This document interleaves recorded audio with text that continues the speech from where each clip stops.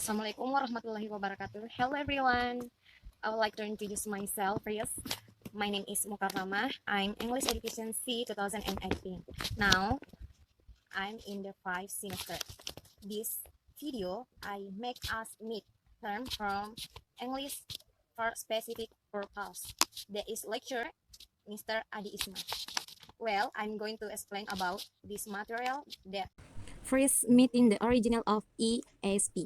ESP stands for English for Specific Purpose, which literally means English for a more specific purpose, in which the purpose of ESP is an approach to language teaching that aims to meet the need of learners. One, the original of ESP as human activity developed. ESP is not only show as a planet change but as a growing phenomenon in outside of centering. In Indonesia, ESP merupakan singkatan dari English for Specific Purpose yang kalau diartikan secara harfiah pada bahasa Inggris untuk tujuan yang lebih spesifik, yang mana tujuan ESP adalah pendekatan untuk mengajar bahasa yang tujuannya untuk menemukan kebutuhan pelajar. There are three main reasons for the original of ESP. First, the demands of a brave new world. The meaning, tuntutan, tantangan dunia baru. This occurred because of the exchange of goods and services after the World War. English is the key to the circulation of technology in international trade. Knowledge of English is generally considered a prerequisite for good education. The acceptance of English as an international language creates a new generation who know specifically why they are learning the language. Terjadi karena aktivitas pertukaran barang dan jasa setelah Perang Dunia, bahasa Inggris merupakan kunci dari peredaran teknologi dalam perdagangan skala internasional. Pengetahuan mengenai bahasa Inggris secara umum dianggap sebagai syarat pendidikan yang baik. Diterimanya bahasa Inggris sebagai bahasa internasional menciptakan generasi baru yang tahu secara spesifik kapan mereka mempelajari bahasa. The second, revolution in language, change in language traditionally. The meaning, perubahan dalam ilmu bahasa. The goal of linguistics is to describe the rules of English use, namely grammar. The language in which we speak and write will vary and in a number of different ways from one context to other. Secara tradisional, tujuan dari para ilmu bahasa adalah untuk menggambarkan aturan pemakaian bahasa Inggris, yaitu tata bahasa. Bahasa ketika kita berbicara dan menulis akan bervariasi dan dalam sejumlah cara yang berbeda dari satu konteks ke yang lain. The three, focus on the learn. The meaning, fokus pada pelajaran. Students have different needs and interests, which will have an important influence on their motivator to learn the language and its effectiveness so that learning faster and better. The meaning, pelajar memiliki kebutuhan dan ketertarikan yang berbeda yang mana akan memberi pengaruh penting terhadap motivasi mereka untuk mempelajari bahasa dan keaktifannya sehingga belajar lebih cepat dan lebih baik.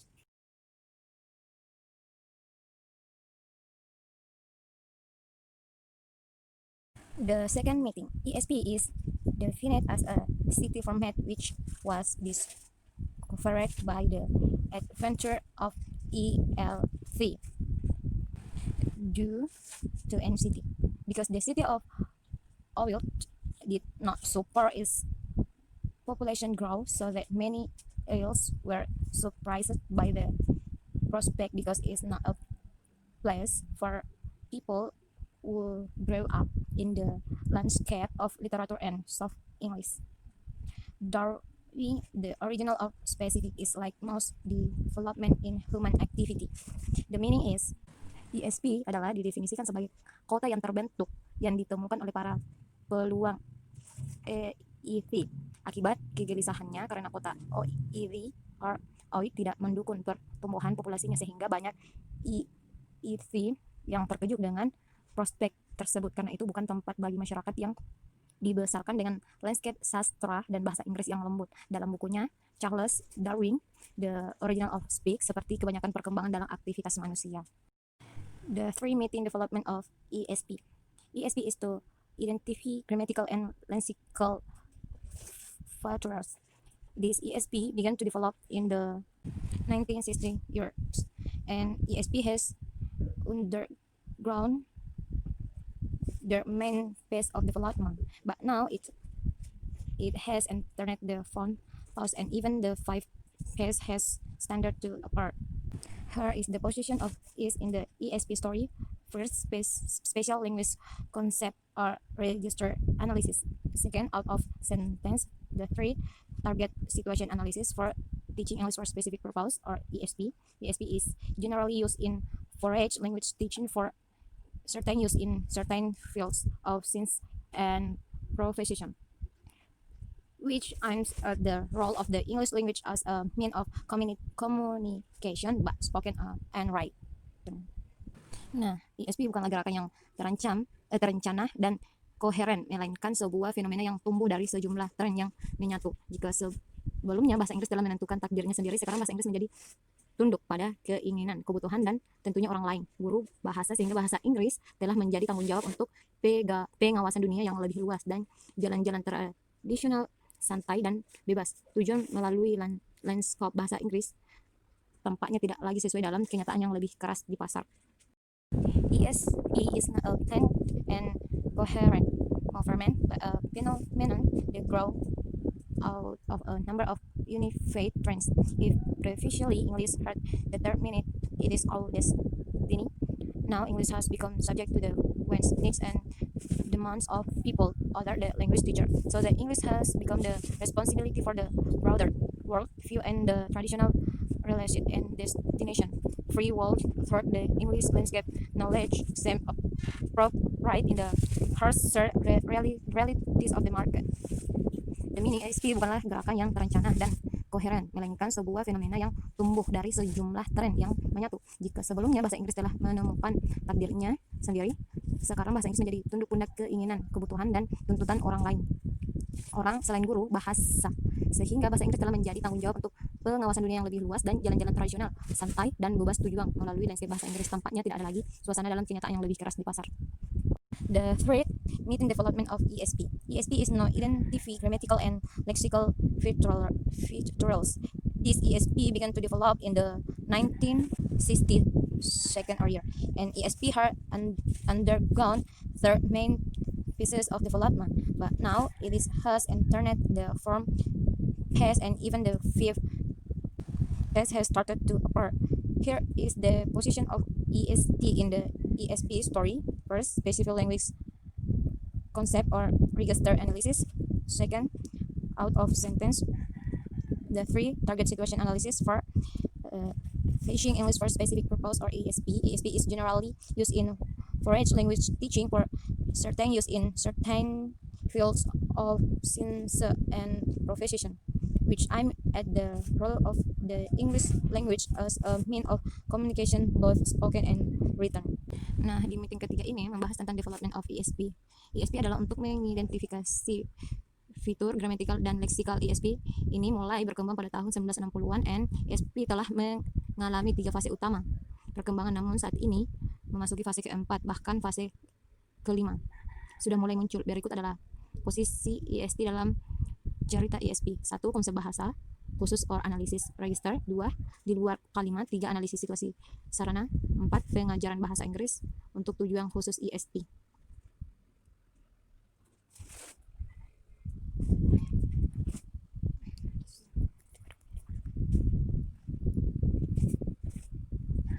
Nah, ESP pada umumnya digunakan pada pelajaran bahasa asing untuk kegunaan tertentu pada bidang ilmu dan profesi tertentu yang bertujuan untuk orang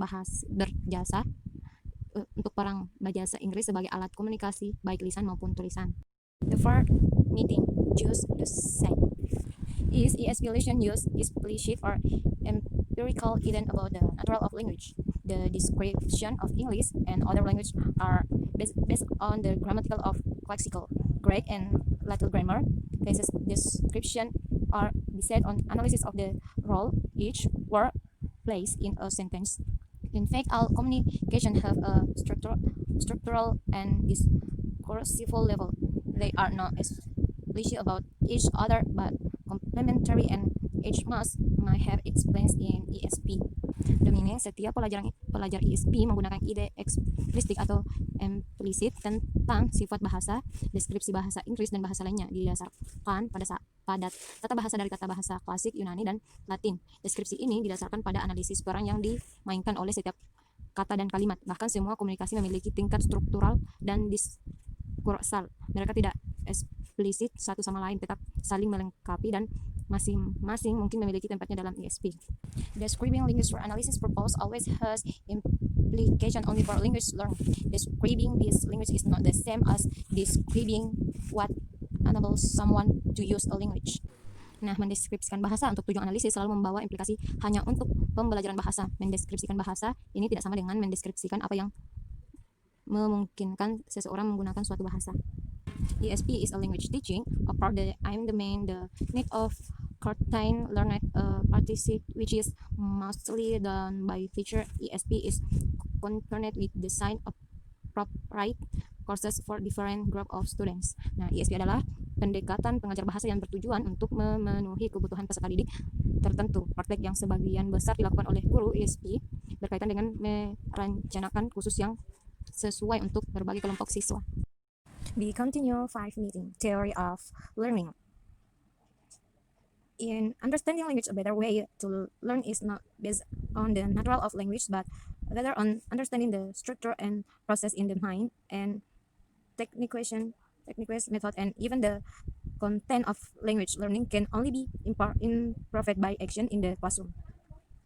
The referred in this can we must describe the theory in language developed according to the need of students. Behaviorism is learning as habit formation. This theory is Pavlov's first theory of learning in this user or USSR, and Skinner in the United States. In this theory, it is said that learning is a connection process of habit formation and is given a quality value of continuous stimulus response action. Nah, dalam memahami bahasa, cara yang lebih baik untuk mempelajari tidak didasarkan pada hakikat bahasa, tetapi lebih kepada pemahaman struktur dan proses dalam pikiran dan teknik, metode, bahkan isi pembelajaran bahasa hanya dapat ditingkatkan dengan tindakan di dalam kelas. Oleh karena itu, dalam hal ini kita harus mendeskripsikan teori-teori dalam perkembangan bahasa sesuai dengan kebutuhan peserta didik.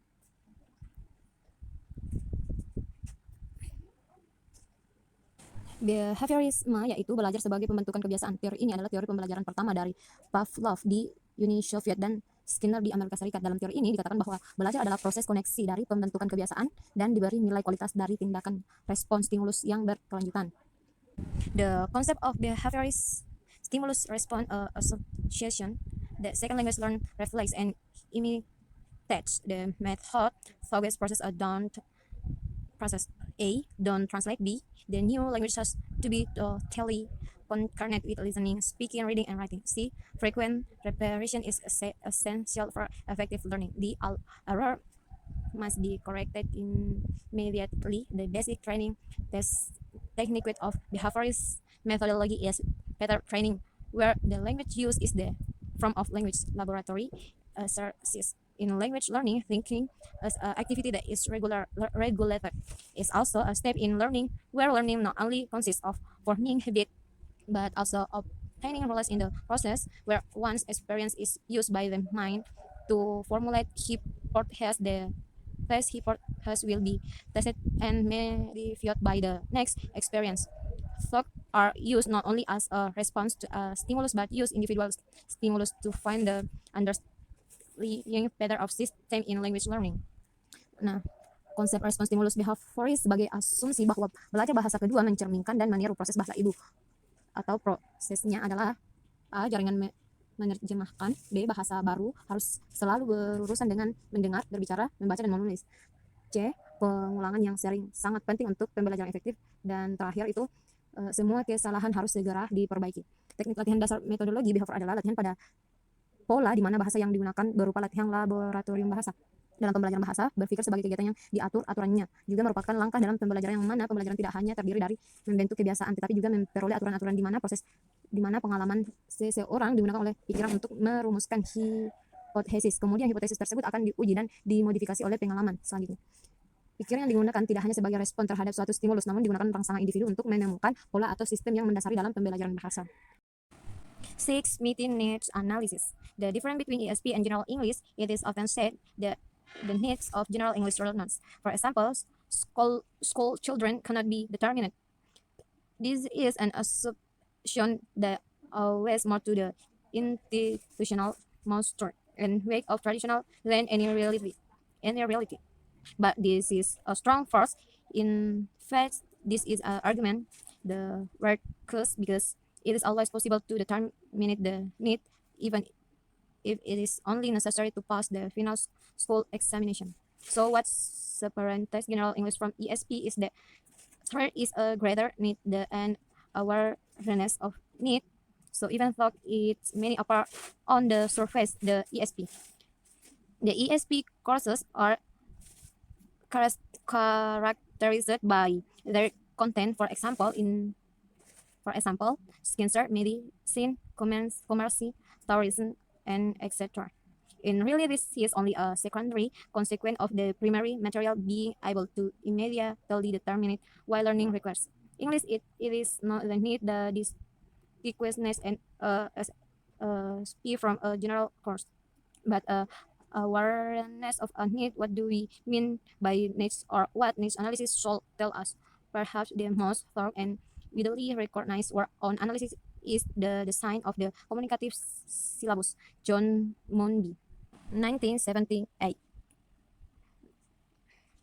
Munby present a very detailed set of procedures from find the needs of a target situation. The meaning is, perbedaan ESP dan bahasa Inggris umumnya sering dikatakan bahwa kebutuhan pelajar bahasa Inggris umumnya, misalnya anak sekolah, tidak dapat ditentukan. Ini adalah asumsi yang lebih berhutang pada kelembapan institusional dan bobot tradisi daripada kenyataan apapun. Tetapi ini adalah kekuatan yang kuat. Faktanya ini adalah argumen yang paling lemah karena selalu mungkin untuk menentukan kebutuhan, bahkan jika itu hanya perlu lulus ujian akhir sekolah. Jadi apa yang membedakan bahasa Inggris umum dari ESP adalah adanya kebutuhan yang lebih besar daripada kesadaran akan kebutuhan. Jadi meskipun mungkin tampak di permukaan bahwa kursus ESP dicirikan adalah isinya misalnya sains, kedokteran, perdagangan, pariwisata, dan lain-lain, pada kenyataannya ini hanyalah konsekuensi sekunder dari materi utama dan dapat segera menemukan mengapa pembelajaran membutuhkan bahasa Inggris. Bukankah kebutuhan yang membedakan ESP dari kursus umum melainkan kesadaran akan suatu kebutuhan? Lalu apa yang kita maksud dengan kebutuhan? Atau apa yang harus diberikan oleh analisis kebutuhan? Mungkin pekerjaan yang paling menyeluruh dan dikenal luas tentang analisis adalah desain silabus komunikatif John Munby pada tahun 1978. Munby menjanjikan serangkaian prosedur yang sangat rinci untuk menemukan kebutuhan situasi target. Nah, the last meeting approach course design. Course design in the process by which raw data on learning needs are interpreted to produce an integrated set of learning experience which I am to guide students to specific competencies. The design of this course is a dynamic and negotiation process. There is no single factor that has a direct influence on the course content. The ESP learn situation and the target situation will influence the nature of the syllabus, material, methodology, and evaluation procedures. The learning is an internal process which very much dependent on the knowledge that students already have and their ability and motivator to use it. Nah, the meaning, desain khusus adalah proses melaluinya data mentah tentang kebutuhan belajar yang diinterpretasikan untuk menghasilkan serangan pengalaman pembelajaran terpadu yang bertujuan untuk menuntun para pelajar ke dalam keadaan tertentu. Desain khusus ini adalah proses yang dinamis dan negosiasi. Tidak ada satupun faktor yang memiliki pengaruh langsung menentukan pada konten kursus. Situasi pembelajaran ESP dan situasi sasaran akan mempengaruhi sifat silabus, materi, metodologi, dan prosedur evaluasi. Bahwa belajar merupakan proses internal yang sangat bergantung pada pengetahuan yang sudah dimiliki peserta didik dan kemampuan serta motivasi mereka untuk menggunakannya.